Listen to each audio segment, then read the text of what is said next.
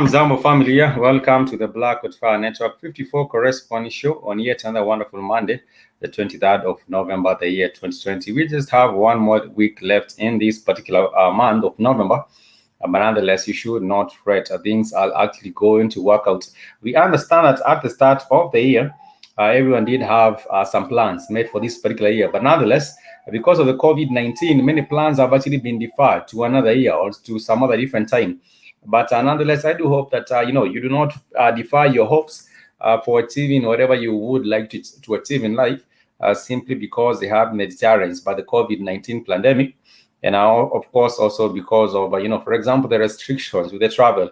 Many people this particular year perhaps I decided they will be taking a cruise ship, going to this and that place. They shall be doing this and that thing. But nonetheless, all these plans have actually been, affected by the COVID-19. But, I hope that everyone, even though there has been the affecting of these particular plans, everyone is still keeping their minds positive regarding the outcomes of this particular year. And what has been said is that this is a year of a quarantine and lots of crazy things happening. And then they are saying 2021 is a year of vaccinations. But on the Black with Fire Network, we have given you a warning and really just to sound the alarm. Do not really fall for these vaccines coming up next year. It's 2021. But we do understand that there will be a push for the vaccines to be, put in place.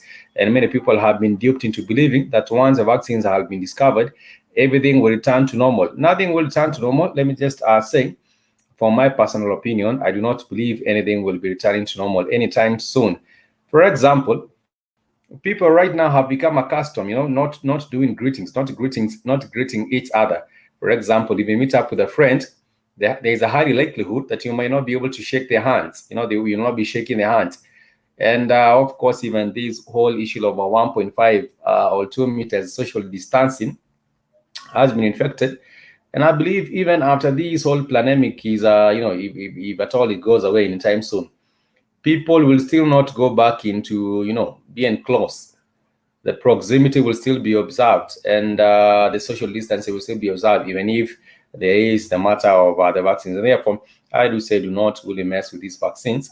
There is a plan and agenda with them, and therefore these particular vaccines are not to be, messed around with. Not fall for the plan to vaccinate your children or to vaccinate your people or to vaccinate anyone. If you tell them and they feel that they do want to get vaccinations, there is not any problem with that. You can tell someone not to get vaccinated, but they want really, really badly to get vaccinated, and therefore you cannot stop them.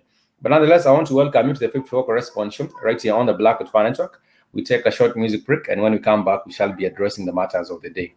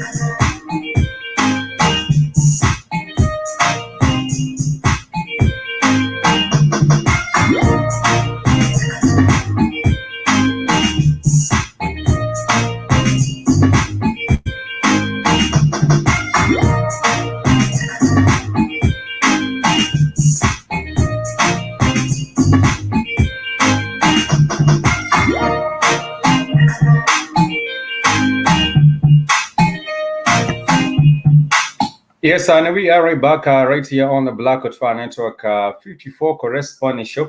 In case you're wondering, this particular show gets to discuss on whatever is happening across the African continent, and we get to bring you news from the south of Africa, north of Africa, east and central, everywhere else around the beautiful continent of Africa, which is the motherland. Remember, I always keep on reminding us that the actual name of Africa, another name of Africa was really Al-Kebulan.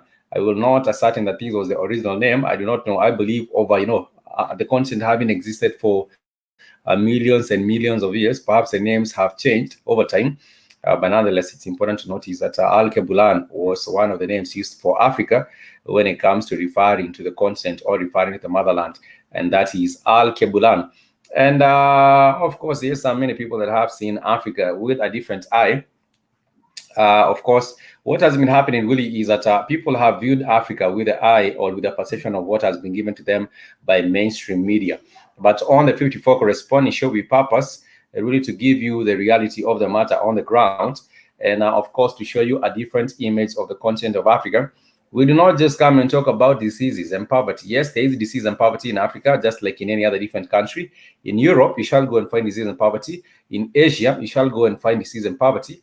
But Africa has been made to, has been used as a face of disease and poverty and everything else negative, even at some point being labeled as a dark continent, the continent where, people are just living in jungles, the children are malnutritioned, people are living in poverty, disease, and ignorance. But all these things, really, they are everywhere in the world, not just in Africa. And therefore, it's wrong for anyone, especially mainstream media, to come up and show an image of Africa which is really disease-stricken, poverty-stricken, and all these other different negativities. We do have some positives coming from the continent of Africa, and that is what we purpose to share with you right here on the African continent. But before we get into the positives, let me get into a little bit of some negatives.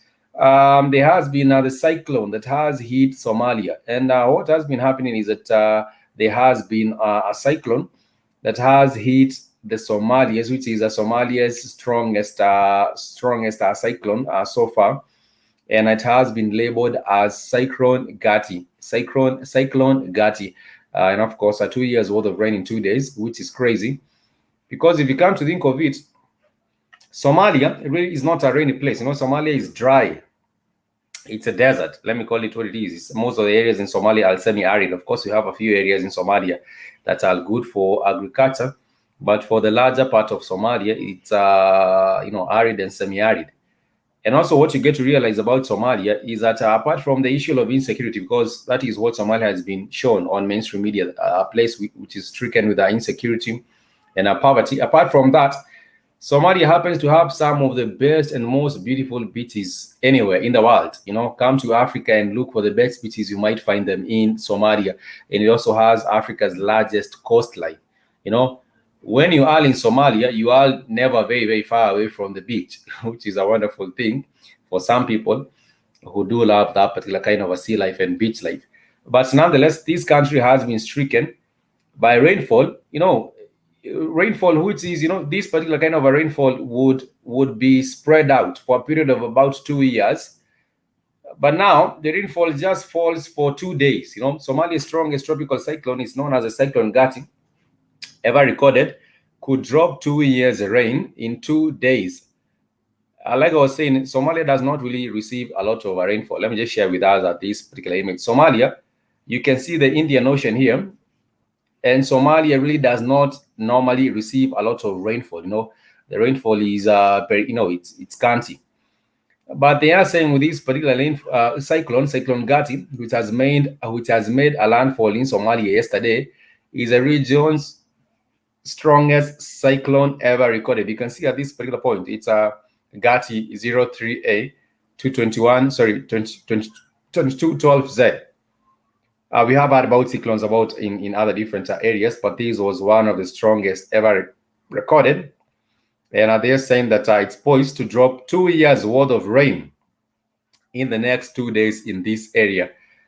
I don't know. There will be a lot of devastation, I believe. And the problem with the African continent is that when it comes to disaster preparedness, the level of disaster preparedness is not as good as you compare to other different regions. For example, in Asia and Europe and the USA and everywhere else, you do find that these very severe cyclonic storm Gati over the Southwest Arabian Sea moved westwards and lay centered in the Southwest Arabian Sea near the latitude of 10.4, northern longitude 5.1 east, about 40 kilometers east of Somalia's coast and 90 kilometers southeast of Ras Bina, Somalia, at 5:30 p.m.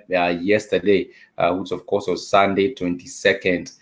And like I was saying earlier, the problem is that, with the disaster preparedness, the African continent really, we have had, for example, in some countries, we do have disaster preparedness agencies.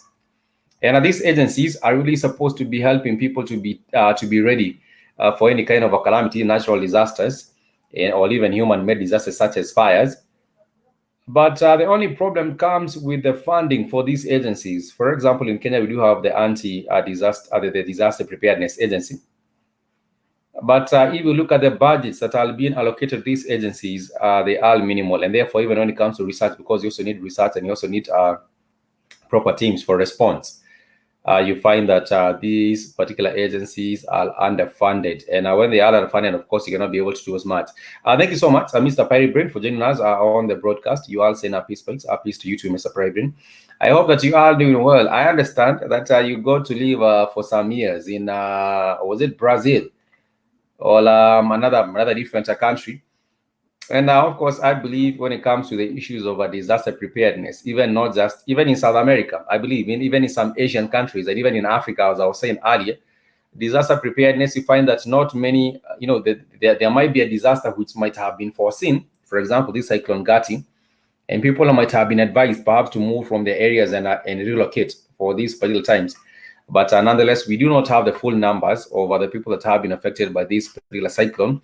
But what I was saying earlier is that African countries, when it comes to disaster management and preparedness, we are always found to be, on the reacting side. Instead of being proactive, we are normally on the reacting side. The government says, "Oh, this is what can be done," after it has already happened. No, that was Argentina. Sorry about that. Yeah, I was Argentina, not Brazil.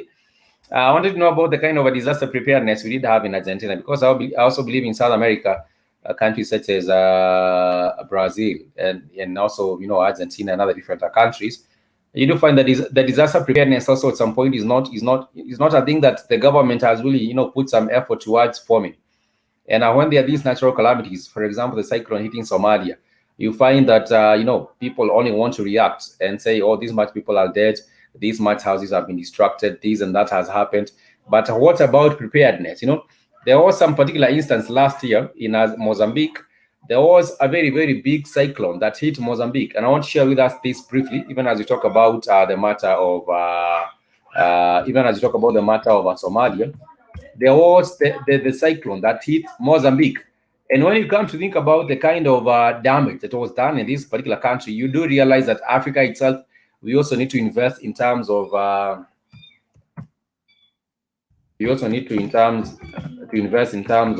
disaster preparedness in the African continent. And the only problem is, when it comes to disaster preparedness, the only problem is that you do find that people are much more reliant on what can be done to them by foreign aid. This was Cyclone Idai. People are more reliant on what can be done for them by the government or by foreign agencies more than what they can do for themselves, which is a crazy thing to do, considering perhaps Mozambique and Somalia are not that rich. But nonetheless, I do believe that something should have been done. That is able to transform any text into speech and read.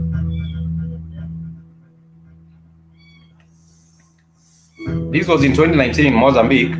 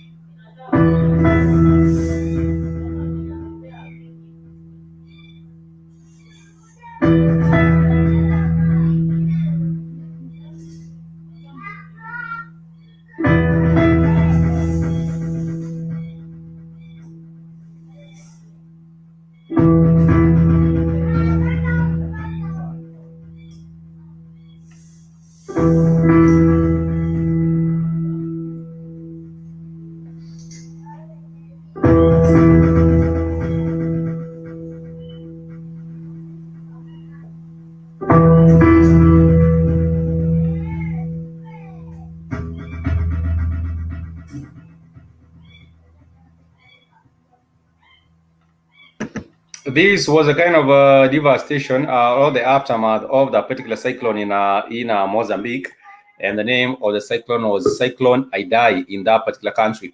But what I was saying earlier, even with this particular cyclone in Somalia, this situation is very, very serious. It's trouble.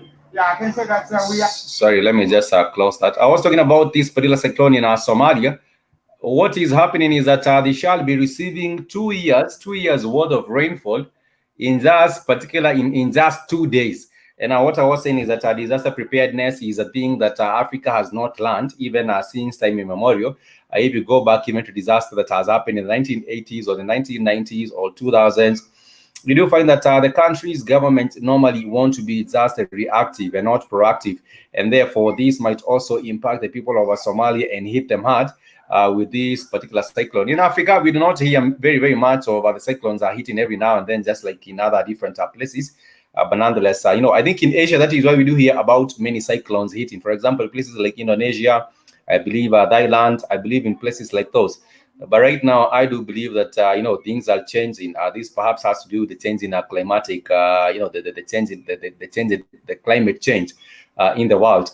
That is why we are hearing about also now this frequency of events, the frequent events happening of the cyclones and other different natural phenomena. But nonetheless, I thank you, Keith, for joining us on the show. Can you hear me? Yeah. Yeah, you know they killed an American, right? In Burkina Faso.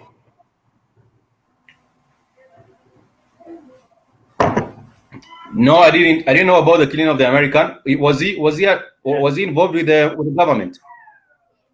I don't know. It's a black guy, with elections coming.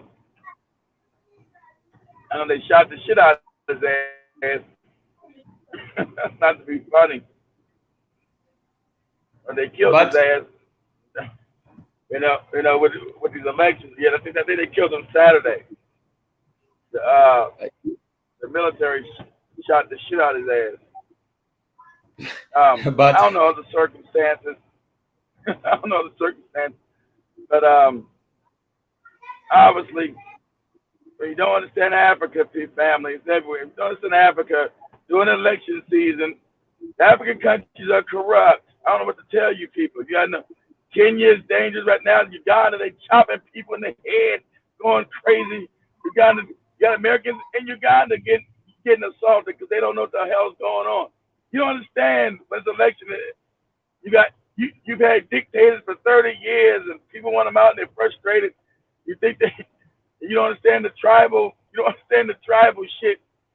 You think the guy's your friend? Like I heard some guy in Uganda say, man, that ain't friends. They said they all came out with big stones and blocks trying to kill me, man. Hey, it's me. It's like they just get crazy. Then we got my friend's car. They smashed my friend's car. All this shit. I think no, I'm saying in Burkina Faso, people are just fearing because it might either be the military attacking you, or it might also be the militia, the militia groups. You never know where the attack is coming from. And even though you're going to vote, you're not even guaranteed that the voting process will actually make any change in this particular country. It might not make any change in the country. I'm sure he wasn't voting. I'm just saying all the Americans in these countries, you don't understand Africa. You go into Africa, you don't understand the political instability. Do an election with these puppet leaders. You don't get it. Because a lot of you are too damn stupid. You're ignorant. You don't know I don't do politics. But that's because you're dumb. You don't go to these places. You need to know the political situation of the country, dummy. You go to Africa, you don't know Africa, stupid. I'm not gonna fuck around in Kenya doing no election season. Are you crazy? But I'm gonna be in the house if I'm in Kenya. Shit. Are you crazy? They get all these tribal conflicts going on and shit.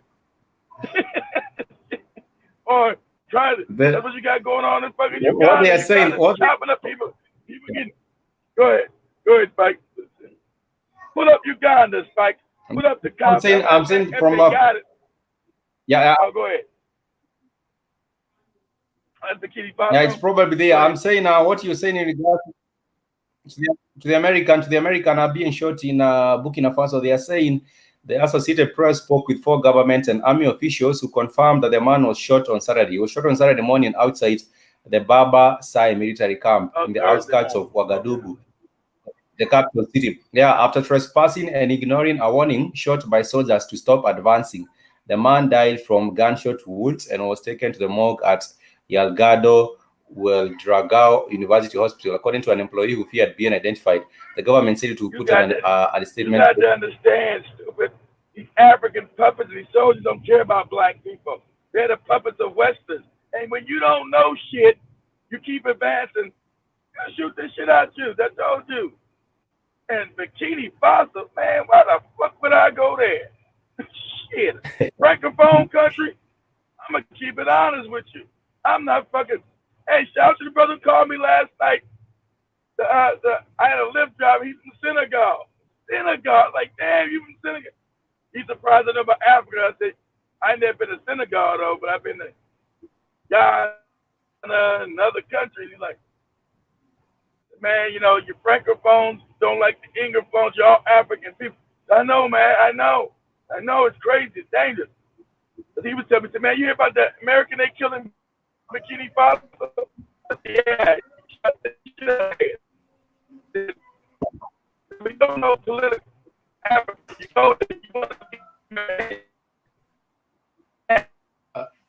Keith, your phone is breaking up, or it's my end. I'm not sure which end. It might be your end or on my end. Your phone is breaking up. I can hear what you're clearly saying. I can hear clearly.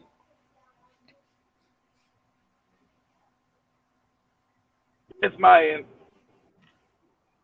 Oh, okay. This is a Bobby Wine. This is in Uganda. This is in Uganda as well, where the elections are supposed to be going down in January. A bit, I think that is in January 18th, the 18th of January, and the elections, the campaigns are actually going on. From what you can see here, people are actually being arrested and executed simply for supporting, for being a voice of dissent in Uganda. Yeah, if you go out there and executed.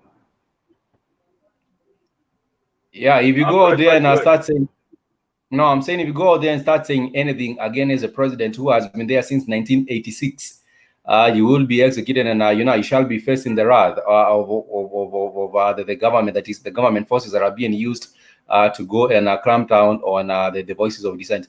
And what has been happening is that Bobby Wine has vowed to continue with his campaign even after these recent events in Uganda. The clashes with the police have sparked the arrest of the presidential candidate and a former pop star, that is Bobby Wine, and have left at least 28 people dead since Wednesday. This was Wednesday last week that we are talking about, and 28 people have been murdered by the police. And he was later charged with spreading. Yes, he was later charged. Yes, he was later charged with spreading coronavirus at a campaign rally. That is what they were charging. He was spreading coronavirus.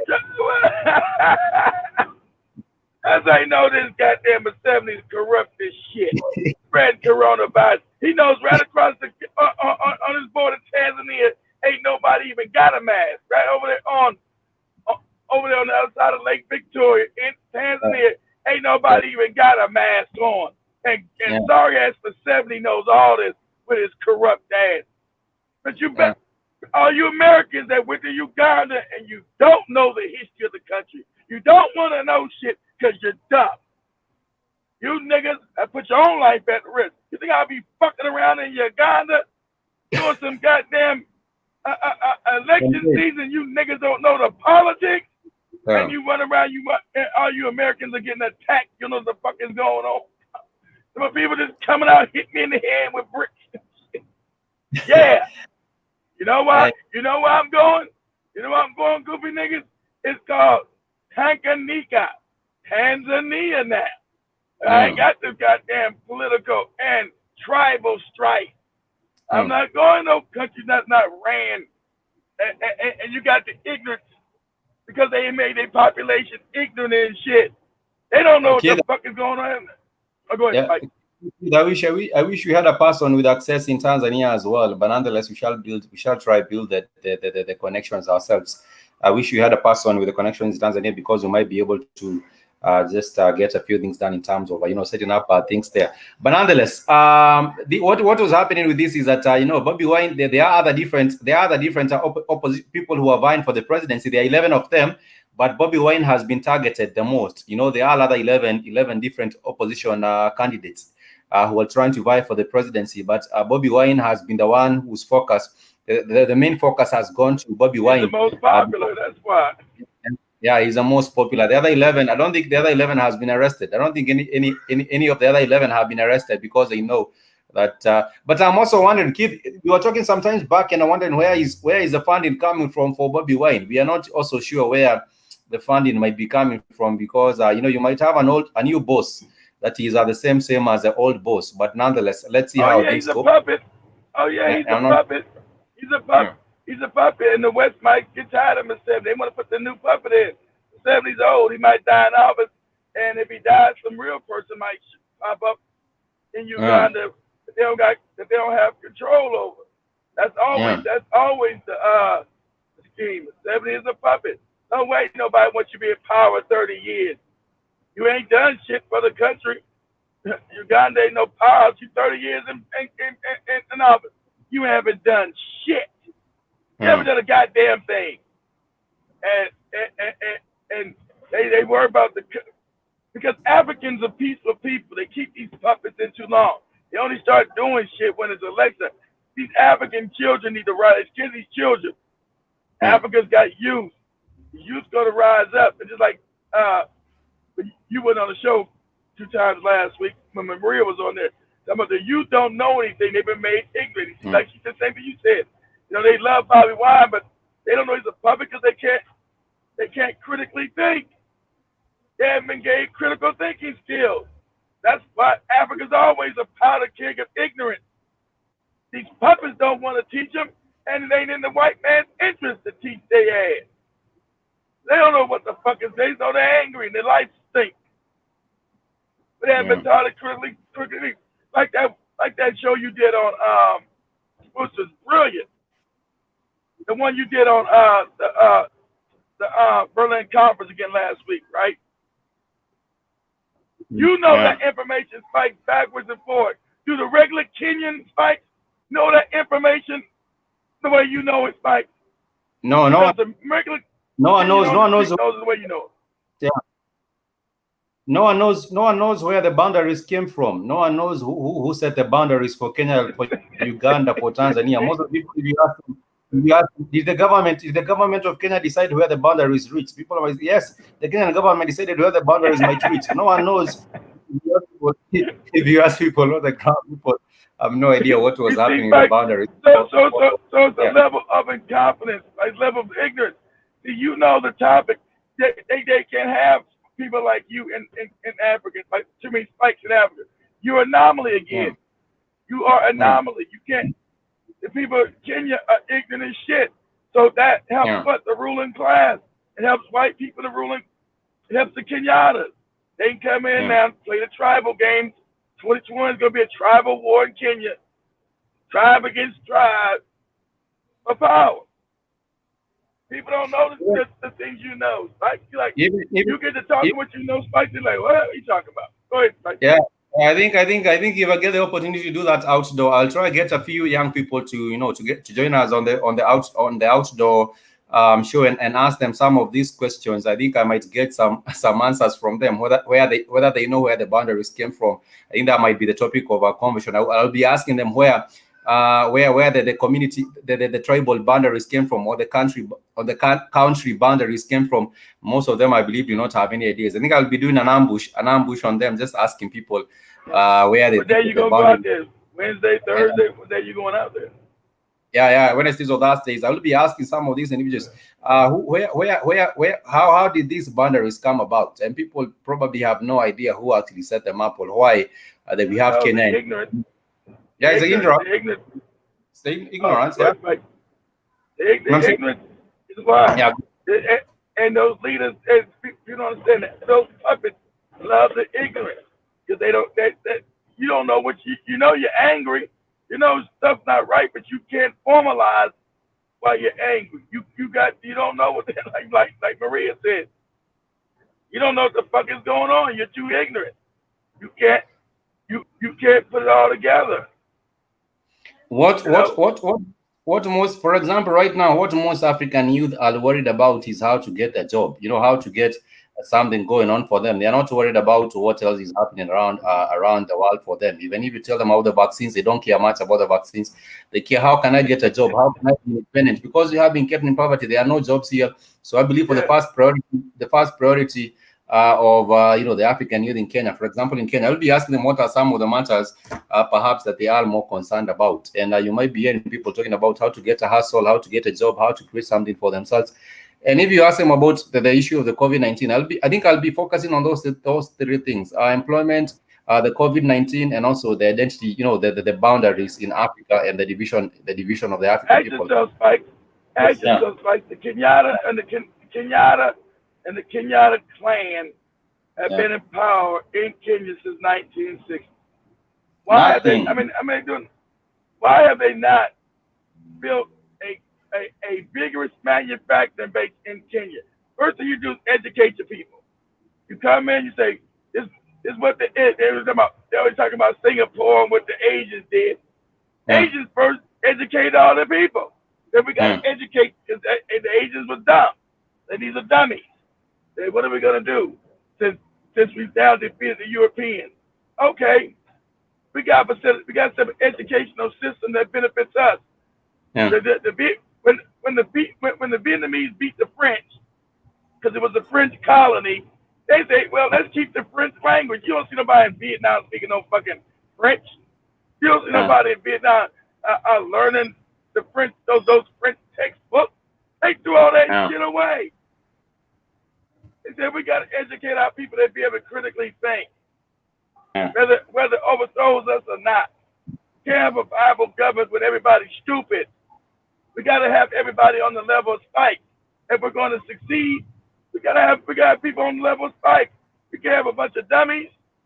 We can't. That's why the Chinese come in. Oh, Chinese people are great because you can't critically think. You don't know them no good bastards are no good. Shit, you made this ignorant. And, Go ahead, Spike. People have to go back the story and say Kenya at independence in 1964. I'm saying people have to go back in retrospect and say Kenya at 1964 was equal. The GDP was really very much equal to the GDP of Singapore. But right now, Kenya still continues to, live in a deficit. You know why? Because white people still ran Kenya. That's why. Yeah. Before Kenyatta got it, was run by the British.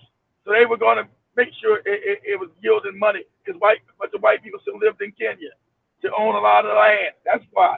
So when the African got trying to sabotage this shit, and so they put their puppet Kenyatta up in there, they should have, like I said, no way anybody should be starving in Kenya. Kenya's land is rich in agriculture.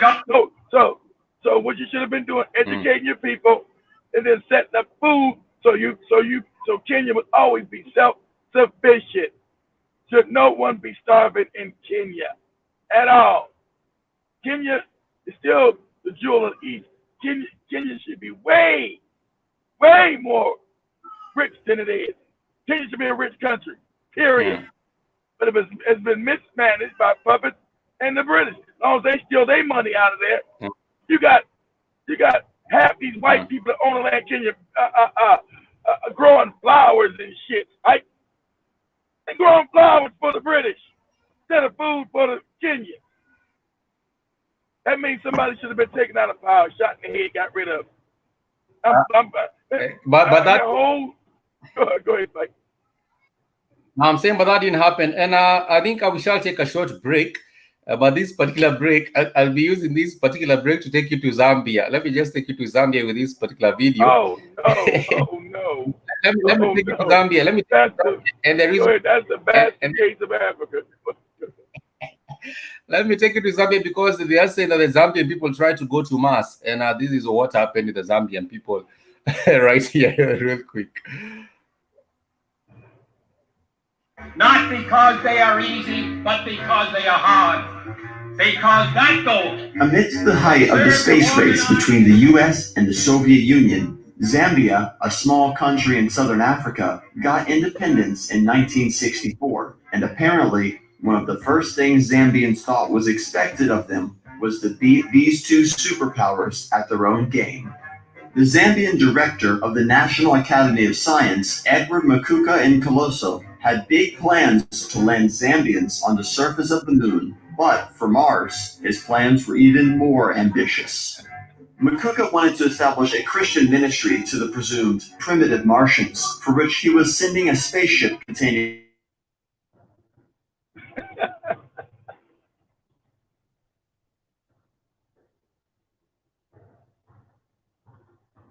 a specially trained 17-year-old didn't want it.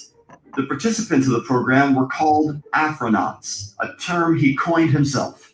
Makuka was sure that the success of this program would prove to be an important step in making Zambia the controllers of the seventh heaven of interstellar space, and would show the world that Zambians were inferior to no men in space technology. It's difficult to say how serious he was and to what extent him, but for Makuka, it was no joking matter. To train the Afronauts, a makeshift facility was created where trainees would be rolled down a rough hill in a 200-liter oil drum to give them the feeling of weightlessness and re-entry.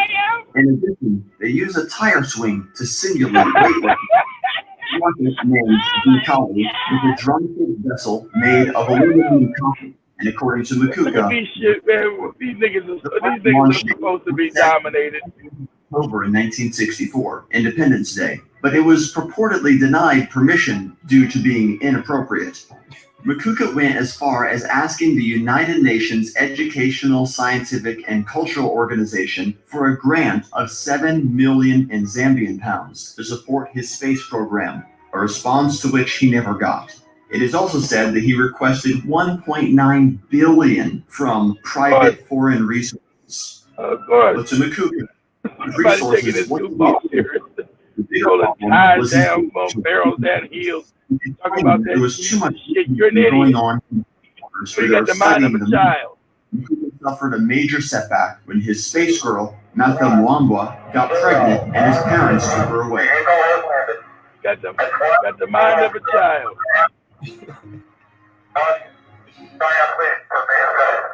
Makuka's hopes were shattered when the U.S. landed in space in 1969 and his boys left the Space Academy out of despair. His space dreams died a natural death and got buried with him in 1989. Nevertheless, Makuka saw a huge dream in situations where people fight for basic human necessities and tried his best to make that a reality. Makuka is an inspiration to the Zambian population. And what happened is the space girl actually got the space girl actually got pregnant before she could go to Mars, and I think she was having some relations with some of the members on the team, on the space team, with the astronauts. Oh my God, this is goddamn embarrassing. This shit is crazy.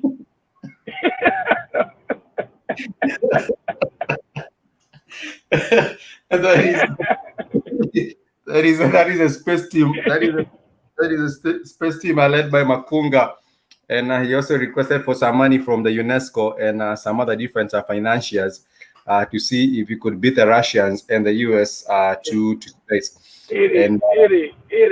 They know you're not technically savvy. You're talking about religious dumb shit. No, you're a child. You said it about the seventh heaven for Jesus, all that kind of shit. You're an idiot. You're a joke. They're laughing at you. They got that shit from the US. Look at these dumb niggas. Can you believe this nigga wrote this crazy shit to us? That's why they didn't even respond to this shit. Like, these motherfuckers insane. He said, God damn, these are children. Why did we ever stop colonializing their stupid ass? What happened is that he was hoping to take some missionaries there, and he told the missionaries not to go and impose their religion on the people in Mars. He told the missionaries, he gave a direct order: when you go to Mars and find the people there, do not impose your religion on them. They might not need it. But stupid, with the Mars, I know that if Mars, if people up there, they were more advanced than you, dummy. I know they wouldn't no more. I know they would be more technically advanced than you, stupid. And they wouldn't take your religion anyway, because they know that no white man ever live up on Mars with them. So wouldn't nobody believe the religion but your stupid ass. Nonetheless, let me go back. Let me deviate a little bit, and I go back into more African matters. And what is happening right here is that the Spaniards have come back and show their interest on Africa. Spain has not been at the forefront. When it comes to African matters, Spain has not been doing much, and no one can actually say that there is any cooperation. For example, there was a question that you asked me, Keith, sometimes last week. You asking me about the Ethiopian debt, and what I realized before I talk about Spain, what I realized is that the Ethiopian debt is really also at a very, very high, and they are saying as of 2020, the countries in Africa with the highest Chinese debt are Angola, and then followed by Ethiopia. So Ethiopia, that is why you're hearing about the Chinese moving around in Ethiopia as if they own it, because Ethiopia is the second. I didn't know. You're right. I didn't know, Spike. You're right. I didn't know it was that high. That the Chinese run around all throughout Ethiopia and shit. The guy, the Ethiopian from America went to Ethiopia. He said, "Man, there's goddamn Chinese every damn where." I'm like, "Damn, what?" He said, "Yeah, you trip over them." Right? Even the Ethiopian guy was mad. Them motherfuckers. I said, okay, shit. They are the second. They are the second. They are the second when it comes to the debt trap. They are the second after Angola. Angola is the highest, then Ethiopia, then Zambia. Zambia is third. Angola's the first. They ain't done shit for nobody in Angola. Angola's so corrupt, so wicked, so fucked up. So, as Santos done, they need a second revolution over. They just one puppet after puppet after puppet. Because, of course, people in Angola are ignorant and miseducated. You get with somebody and scream, yay! It's like I say, old boss, new boss, same as the old boss. Yay! Yay! 3 minutes. 3 minutes get the same injustice for the next 30 years. And what is happening? They're saying Ethiopia is the second, then Zambia is the third, and the Republic of Congo is the fourth, and then Sudan is the fifth. And what they are saying is that an estimated 20% of African debt, an estimated 20% of African government's external debt is owed to China, according to the Jubilee Debt Campaign, a charity that wants debts of developing countries to be written off. And what was happening with this particular season where we did have the COVID-19, some countries were saying, oh, the Chinese should cut off, the Chinese should write off our debts and things like that. But the Chinese is not cutting, the Chinese is not going to cut off any. Up no debt, they want Africa. They sound stupid as shit, dummies. And these puppets in there, they dumb. And the sad fact about the puppets, they're dumb as shit. They taught these English or francophone school, they're dummies. They're dummies. That's why they're laughing stock. And people know they're puppets, but they know they're dummies. And they're dummies, but they don't even respect them. Go to you and they're dummies. They're not taking your damn debt, dummy. They know you're corrupt. And like I told you, that money came from the Rothschild, not the fucking Chinese. Chinese was built up by the Rothschild. And the dumbass Africans don't even know this. Same people that ran Africa are running again. The Rothschild, the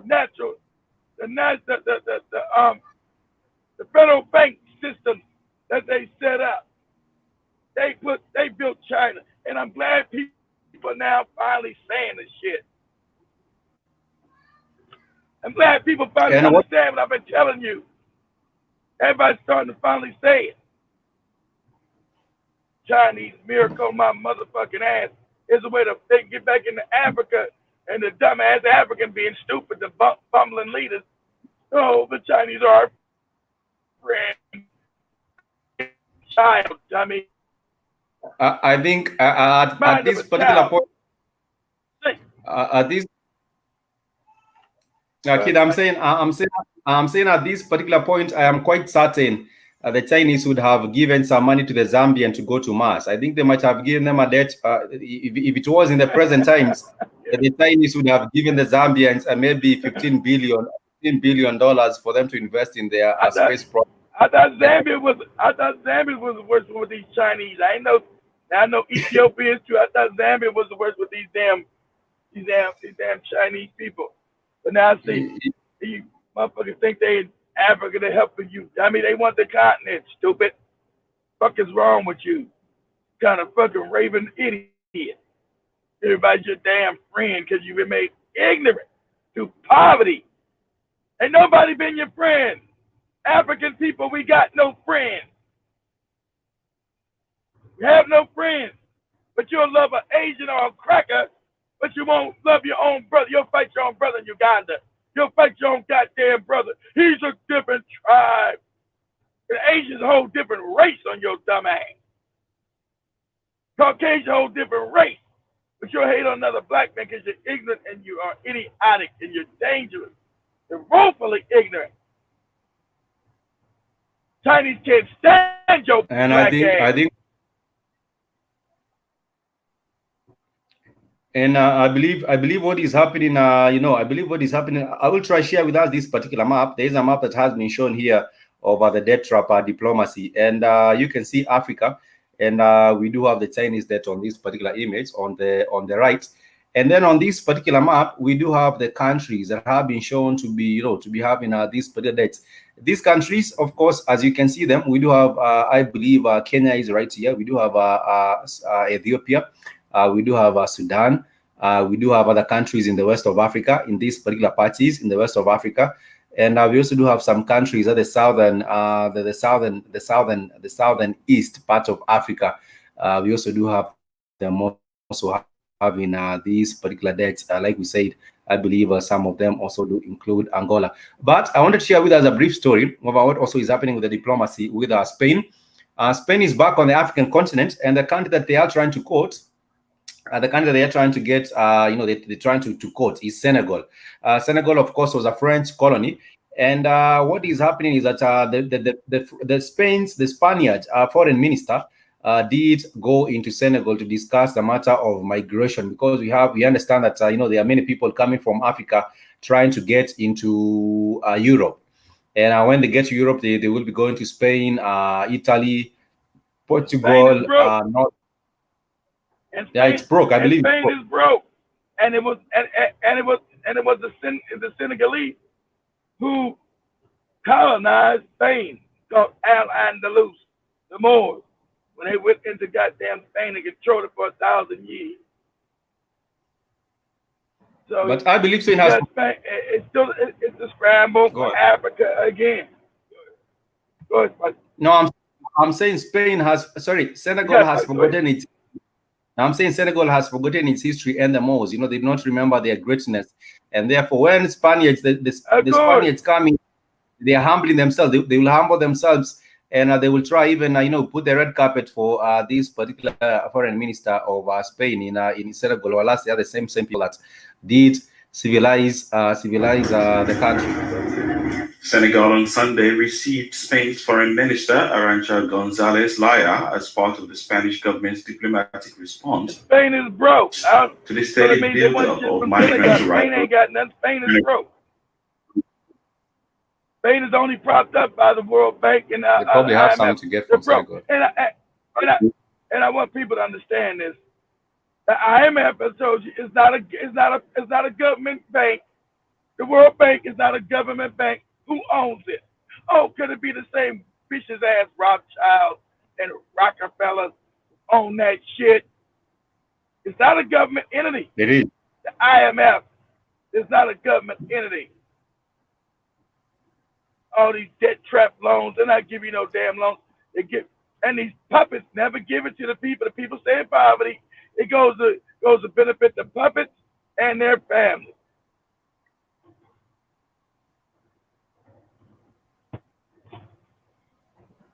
Go ahead, Spike. Let me play this. Yes, it is.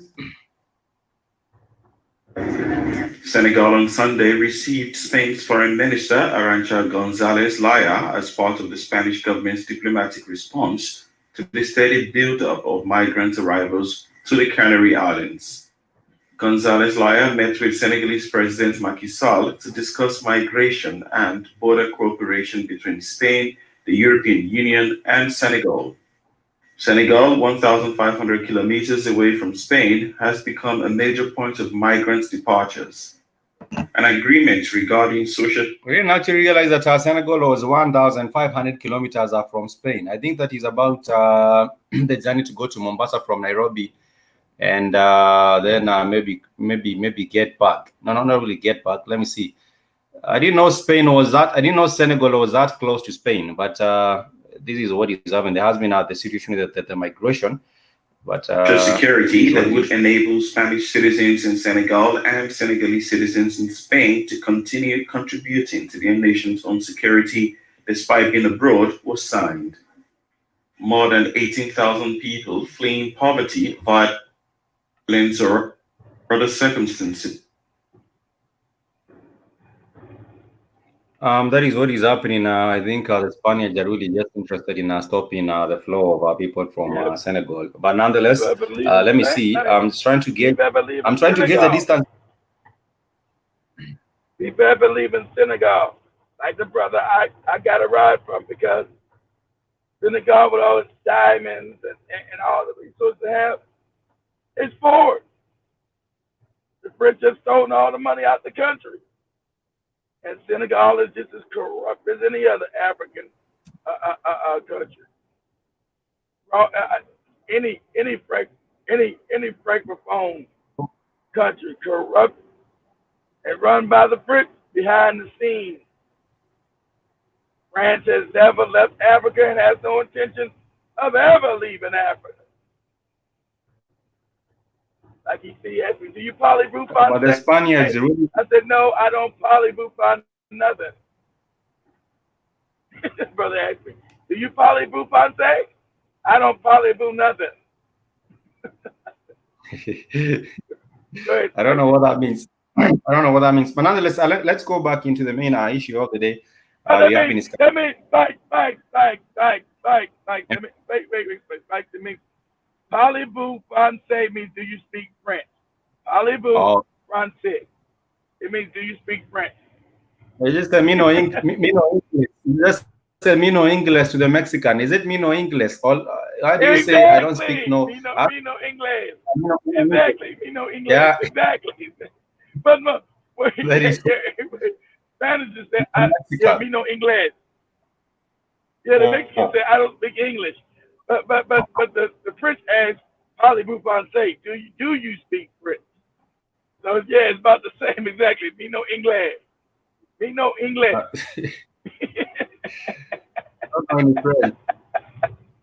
don't know any friends. But going to what is happening in Burkina Faso, I think the people are being played. You know, you might go to the polls very, very early in the morning, and you're trying to vote in a new government, and this is the situation in Burkina Faso right now. People are hoping that perhaps change might come from voting in presidential and parliamentary elections dominated by concerns over security.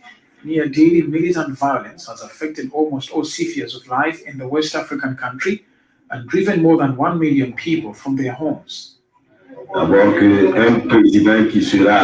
of all, I want a president who will be up to the security situation and also members of parliament who will enact laws that will bring us development. It is necessary to eradicate the system of terrorism that kills our families. And then there is education, and then self-sufficiency. They talk about it, but it hasn't happened yet. I vote because I want peace, and for the president to... I think for me, the people of Burkina Faso look like they are easy going. They don't look like they are jumping all over like the Nigerians. The Nigerians, if you do an interview with the Nigerians, I think most of the time they are always jumping all over and saying this and that. The people of Nigeria are crazy. But I do love our Nigerian brothers and sisters. But what I see from that particular kind of elections in Burkina Faso is really a hope that something changes, you know, in terms of the security situation. There have been so many attacks happening in Nigeria, in Burkina Faso, in Burkinabe villages. And what you get to realize... Hey, explain it to me. Nigeria, why are the Nigerians, how the country is poor as hell? So explain to me, poorly and also mismanaged.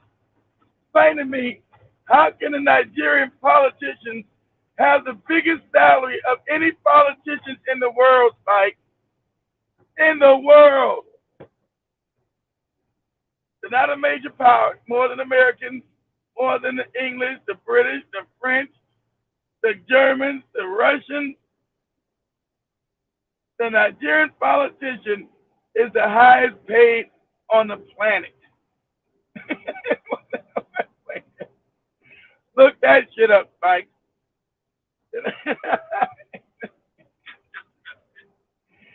You can't explain this salary, Spike. How corrupt and wicked the country is. The Nigerian parliament is the highest paid in the world, Spike. Higher than the Chinese, higher than Americans. And you are a developing country. It's shameful. Let me get it. Go ahead, Mike. This is what it says. Let me just compare. Let me get this real quick. I hope the connectivity is correct. That's what's happened. Sorry, let me get this correct. I hope I get it. Okay, this is Nigeria. It says Nigeria has some of the world's highest paid parliamentarians or lawmakers, and this startup wants to slash their pay. Yeah. They say has one of the world's highest. And what is happening is that these are the lawmakers in Nigeria. These are the political elite. You know, if you find people in parliament, most of them, what happens is the power dynamics is that people are out there trying to protect their own resources or to protect their own wealth. They're not there to serve the people. Most people have amassed wealth illegally, and they go to parliament to protect this wealth. They do not go to parliament to serve the people. They want to go to parliament to protect this wealth that they have amassed illegally. Because being a lawmaker, you have a bigger sphere of influence, and therefore, if there is any kind of a raid coming up, you will be notified. If there is anything coming up, that too, but not even that. They're getting paid. The pay that they're getting is parliamentary. The pay that they're even getting, like not that they're trying to protect the wealth that they stolen, the damn payment that they get. They're the highest paid parliament in the world, Spike. And there's no reasoning behind it. Your country's impoverished.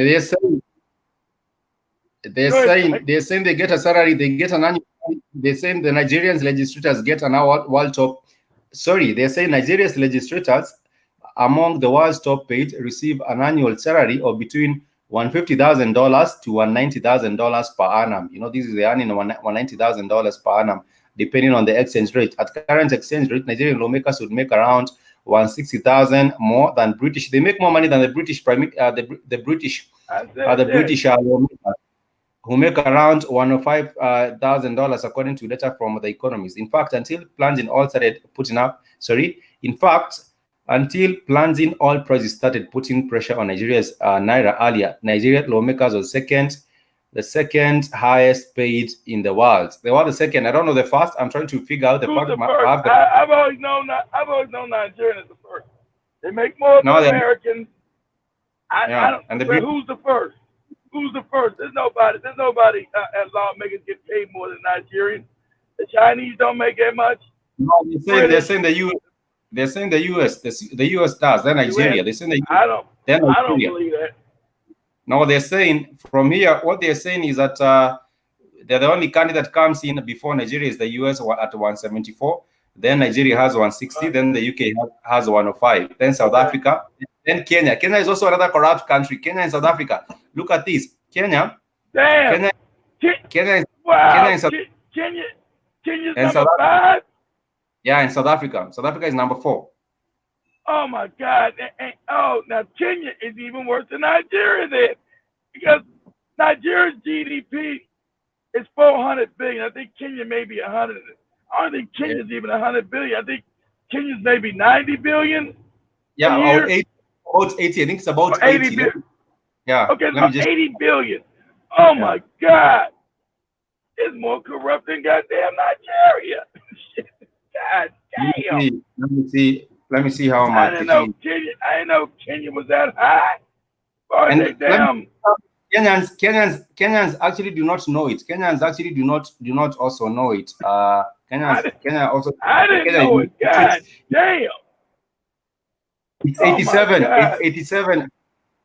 It's 87 per. Okay, so 87 billion. Okay, and I know, and goddamn, and Nigeria is 4 times. Nigeria's at least like 440 billion or something like that. God damn, Kenya, you can't even. Oh my God, you can't even justify your goddamn salary. Go ahead. What now? It's almost 400. It's 397. It's almost 400. 397. It's 397 in 2018. I thought it was 400. Okay, I thought it was 400 something. Well, I think that's I think there's like 440. Yeah. Today, 2020. I think it's like 440. So. Yeah. My God, you can't even justify these. Your salaries are more out of control than goddamn Nigeria. Oh my God. That is why they charge a percentage on everything. That is why they charge a percentage on everything. In South Africa, they said it's 368, which I believe right now might be about maybe 375 or thereabout, because this was in 2018. I believe South Africa it's 368. But Kenya is doing the most. I think Kenya's, if you compare the GDP to the pay, Kenya is doing the most in Africa. If you compare, it's the most corrupt. I didn't know. My God. Oh my God, Kenya. My God. Oh, your salaries are unjustified. It's worse than Nigeria. It's worse than Nigeria in South Africa. Yes. Per capita, yes, it is. Yes. Wow. God damn. And people really Wow. not know. If I was to ask people in the streets, people do not know this information in the streets. People do not really know this information in the streets. People are just concerned about surviving and getting by. People do not know this on the streets because you have surviving. They don't know the Kenyan government is ripping them off. They have no idea why the Kenyan government is ripping the people off. Go ahead, Spike. Yeah, but I'm saying let me see if I can get more information on. I think maybe Africa maybe has some of the most paid political elites. Let me see how much, how many. Wow. Let me see the listing. These whole politicians get paid around the world. Let me see if I can get the list. Politicians make more than the Chinese, more than Singapore, more than all these other countries that are advanced. The Africans have made because they're so goddamn corrupt. And like I said, people in the street don't even got no clue. They're stealing from the country. Shit's crazy. Most of them. Kenya will be further ahead. That's why I say Kenyatta does nothing. Kenya would be further ahead in terms of development if the money was taken from them and taken to new buildings. We would be much further ahead if the money is taken from them. Yes. I think they deserve. Yeah, if the money was taken from them and need to build the country, then I think that now I get the answer. I think that is how Kenya became broke compared to Singapore. Let me tell you something. Yes.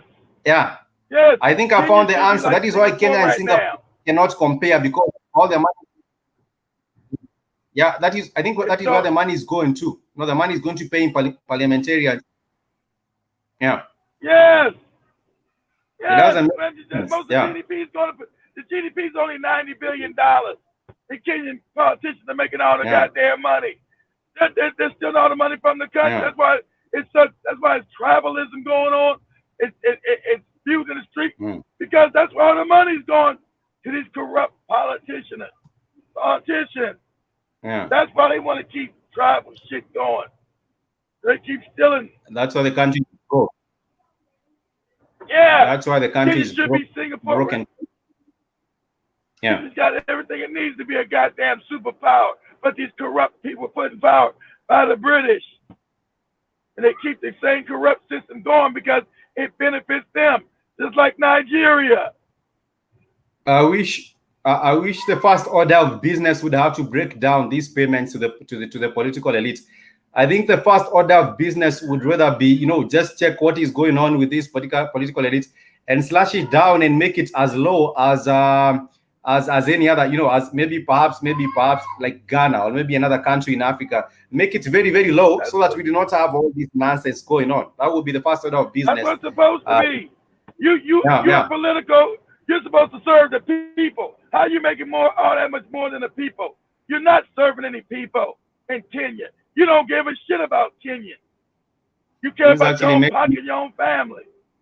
And this actually even makes me more depressed about the situation because I didn't actually realize it. I think you brought it to my attention that our GDP is so small to be able to pay all these political, all these politicians. Right? It doesn't make sense. Of course. They're taking all the money out of the country. How you got any money for research and development when everything's going to these fucking corrupt ass puppet politicians? We do not have any money. You can't even explain why Kenya's government is so damn big and the GDP is only 90 billion. Kenya's government is huge. It doesn't make sense. No. I'm tempted to check the GDP of Ethiopia. It's likely. Let me tell you something. The GDP of Ethiopia right now was at 84, slightly less than Kenya's GDP. But let me tell you something. After the construction of the dam, Ethiopia will shoot up. If they have this dam and they get everything in place, they will have. They up that dam. Yeah, if they establish that dam, they're going to surpass Kenya. Yes, they will. Yeah, if they do the dam, they might double their GDP, or they might get close to maybe 120. Right now they are. Yeah, because they'll have manufacturing. They'll be all the lights will be on in Ethiopia all the time. Cheap, efficient. That's how you get a revenue. That's how America be able to develop. You gotta have cheap, efficient energy. Well, you ain't got no power outages. That can't be allowed because you got manufacturing. Yes, they will pass Kenya. Yes, but nobody wants that. They're gonna blow that shit up. Try to, but you forget. Go down and look at Tanzania, like quietly building a Julius Nyerere hydro plant too. Pull that up.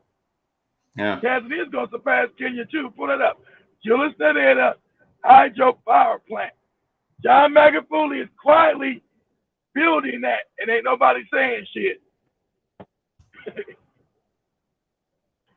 Let me see what they are doing. This was in 2019. This was in 2019. Let me see that. This was last year. Just a second.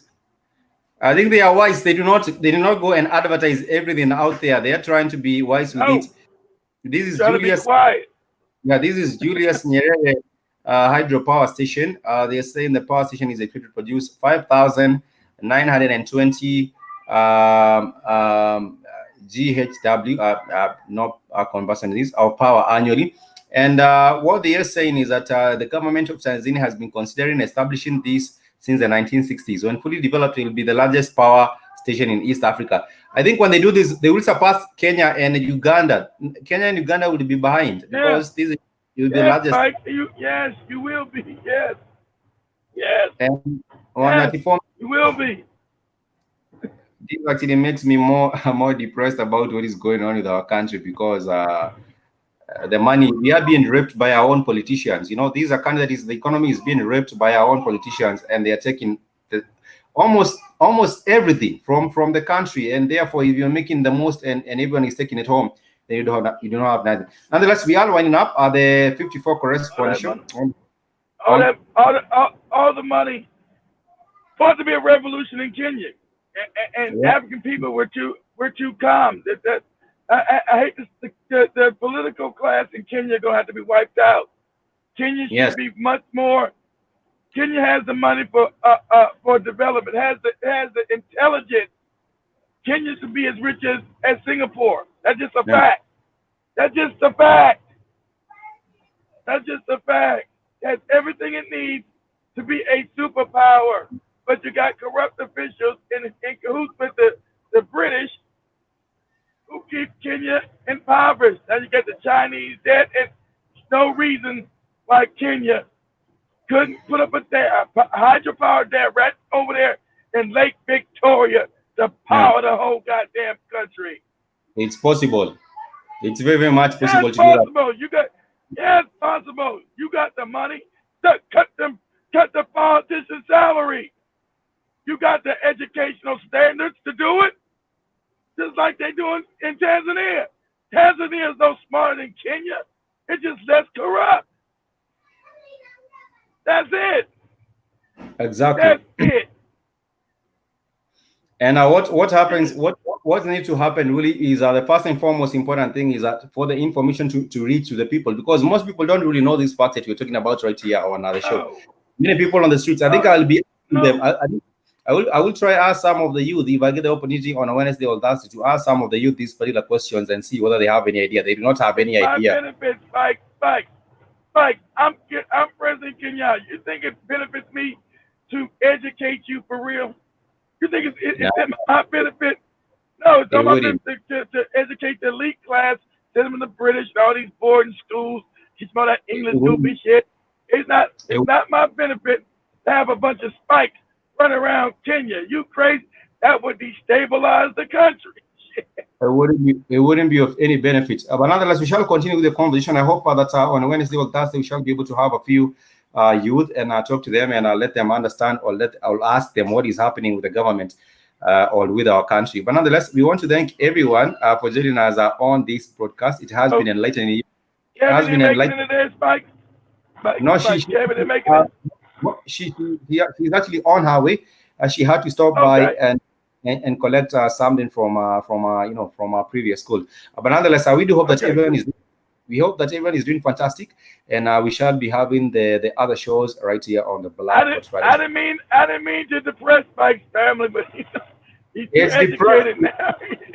Depressing to realize that your country is in a bigger loss than Nigeria, and is in a bigger loss than South Africa, because those countries have better GDPs and therefore they can afford to take money from the people. But now a country that is not relatively doing well and taking all the money from the people and putting them into the wage bill to pay the politicians. I think these are kind of information that should be going out to the public, not the other kind of a fancy entertainment information, this and that. I think these are kind of information that should be going. I didn't know it was that high either. Like, I didn't know it was that high either. I'm like said Kenya. I said, God damn, Kenya's number 5? Yeah. Shit. What? Oh my God. And what is happening right now is that why you'll have the National Assembly. These are the members of the National Assembly in Kenya, because they are some of the best paid. They are doing the Jerusalem Dance Challenge. These are the members of parliament in Kenya. They are very, very happy with their pay, and they are doing the dance challenge. They have a dance challenge. They have some time. They're doing a dance challenge. Of course, Mike, they're happy with their pay. They're the best paid in Africa. Now they have the money. Look at this. They have the money for this. Yeah. Oh my God, Kenya. Kenyan youth. Yes, you have to overthrow these puppets.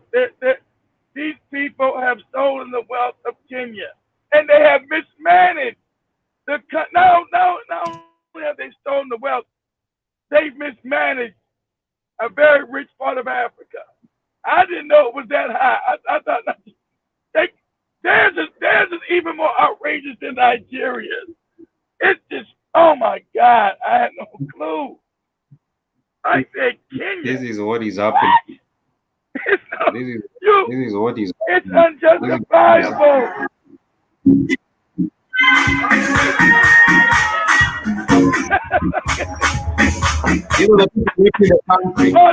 Party at the party, Spike. Party at the party.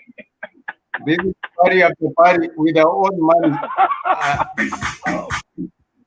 I'm not even sure Equatorial Guinea gets. And I keep saying, I'm not even. And then I go, no. It looks like they've been made so impoverished, the regular person, that they can't travel. Then I go, know that Tanzania has surpassed them. And I go, know that Ethiopia has surpassed them. And I don't even know this. Ethiopian Tanzania is coming, and they will just support us. This is what is happening with the crazy people. Wow. Kenya. Oh my God. Tanzania is slowly building that dam. They haven't told nobody. And they're paying for it. There's not no Chinese loans, and Ethiopia's paying for it. They didn't get no Chinese loans in Ethiopia, even though they're highly in debt, but they pay for that dam themselves. But I will give credit, like I said, to John Paul Magufuli. He keep his mouth shut. You don't know nothing about that dam being built. He's like, he don't show up at none of those damn conferences. Yeah, we're building a big dam in Tanzania to the Russian summit or the Japanese summit, Chinese summit, the EU summit, whatever EU. John Magufuli don't show up for none of that shit. The best. Right, before you leave, John Magufuli made a speech last week saying that all these old African leaders got to go. Man, I can't believe an African leader said this to the youth. We're too old to be in power. All these old men in Africa, 80 years old, Mugabe 90, all these 80 and 70-year-old men. New ideals come from the youth. Damn, man, John Magufuli, God bless you, man. Let me see if I can find it. Let me see if I can find it. Can't find the word about Spike. Yeah, let me find it. No, I cannot be able to find it. So the ones I get. He's telling you African leaders, you're too old. Okay, don't worry. Don't worry about it, Spike. Don't worry. We're doing another show. I'm just saying. I'm so proud that he said that. He said, you old men gotta go. He said it doesn't make no sense that Africa has these old people as rulers. He knows they're corrupt. That's him saying, that's him being nice, right? He said, we know you old bastards are corrupt. He just without saying it. That's the African politeness. You old bastards are corrupt. It's time for you to go. You're 78 years old.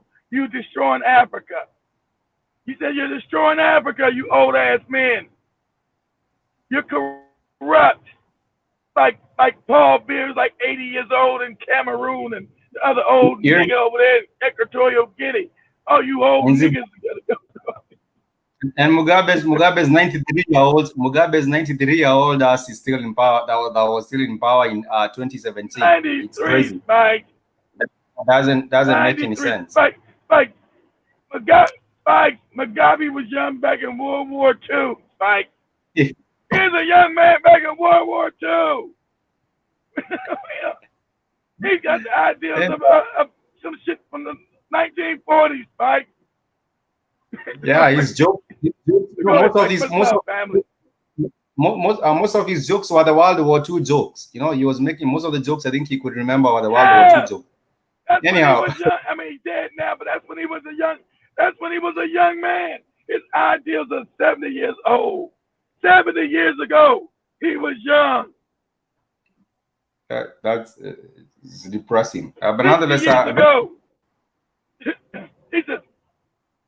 trying to tell you shit. You know, when I was a kid, hey man, listen, we don't want to know when you was a kid. We're in the information age now. What's this thing called? It's called a computer. Your Excellency Mugabe. Your Excellency. This is called a smartphone. I don't know what this thing do. What it do? Your Excellency, it's called a smartphone. Get that demon thing away from me. It's depressing. It's devil worshiping. Get that devil worshiping thing away from me. Your Excellency, it's a smartphone. Actually depressing, but nonetheless, I just want to thank everyone that has joined us on this particular episode of the 54 Correspondent Show. It has been a delight that you have joined us. There was one particular interview that was done in 1970. That was one done in 1976 when Mugabe was still a youngster I think even the 1930s, Mugabe was still a youngster, even in the 1930s. He was young in 1970s, like 50 years old. What are you talking about? He's old then. Somebody said young when 19. There was a time when Mr. Mugabe, the talks on the future of Rhodesia are expected to adjourn for Christmas quite soon. Do you feel that much has been accomplished in the past 7 weeks? I think from our point of view, much has been accomplished. We have managed to place our thinking in regard to the formation of interim government before the British, and they now know what our plan is. We stand for the transfer of power. But I think another great thing which has emerged is the revelation that the reason why this conference was ever convened was to try to prevent a radical government. Everybody advocated on the terms of him. And rather to try and produce what we hear. This is what Mr. Crossland has said. It's quite alarming. But anyway, it's one of the things that have emerged here at the conference. Are you satisfied with the way that the talks are being held? Yes, there is nothing quite extraordinary that has happened. We did query the procedure which Mr. Richard was following earlier on when he insisted on bilateral talks. But he amended this procedure, and we are happy about things, about the way things went later on. To the unschooled observer, it looks as if really not that much has been accomplished. I mean, you've more or less agreed to disagree on a date for independence, but other than that, you don't seem to have made much progress, particularly with the white Rhodesian delegation. Why is this? Well, we came here first and foremost to negotiate with the British colonial power. In other words, the existence or the presence of the Smith regime here is quite irrelevant. We have regarded them as an extended British delegation, and at no time did we recognize them as a delegation in its own right. Yesterday, a couple of the American officials in the Kissinger party called what's been going on in Geneva a tribal dance, and they really don't feel that much progress will be made until the next set of meetings. How do you react to a Well, if it was a dance, it was a dance to our own tune, and not a dance to the Kissinger tune. And we are happy that if we have danced, we have remained constant. Our step has been always that there must be a transfer of power to the people of Zimbabwe as such, and not that there should remain effective power in the hands of the settler community, which is what Kissinger had intended should be achieved by Geneva. People were so impressed by you, Rob Mugabe. You had so many dreams in you, and you failed your people. You gave, because you were too old and corrupt. People had so much love and support of you, and you was a corrupt old bastard. Yeah, I think we cannot deny the fact that the man was brilliant. He was very, very much brilliant. He was brilliant, Spike. I know he's educated in Ghana, and I'm not sure, was it Ghana? Did he go to England too? I know it was Ghana he's educated. In South Africa, he also was in South Africa as well. I think he also went to study in Britain. He has been to different places. Yeah. Yeah. So he was brilliant, and he was very and he felt pride. He's a Pan-Africanist. He's a pride. He knew his history. He knew, and he spoke up. It's just the fact that they get old and they just don't want to give up power. You make the country your piggy bank. That's your piggy bank. Go ahead, Spike. What they say is that he did study in the University of London. He was also in the University of South Africa. He was also in the University of Fort Harare. He was also in Achimota School. He was also in St. Francis Xavier Kutama. I believe in other different places. I think he's one of the most. Ghana. Yeah, he was. Yeah, in Ghana. Yeah, Kamasa. Yes, in Ghana. So, but what happened is that he did not have a plan for transition, which is what he should have brought up a young leader who is also visionary, and raised young people, or raise people into leadership and equip them to take Zimbabwe to the next. And that is what he felt. But nonetheless, we are in now. Let me say something before you get out of this. But they're too interested in just keeping power for themselves and their families. They don't want the country. They want to.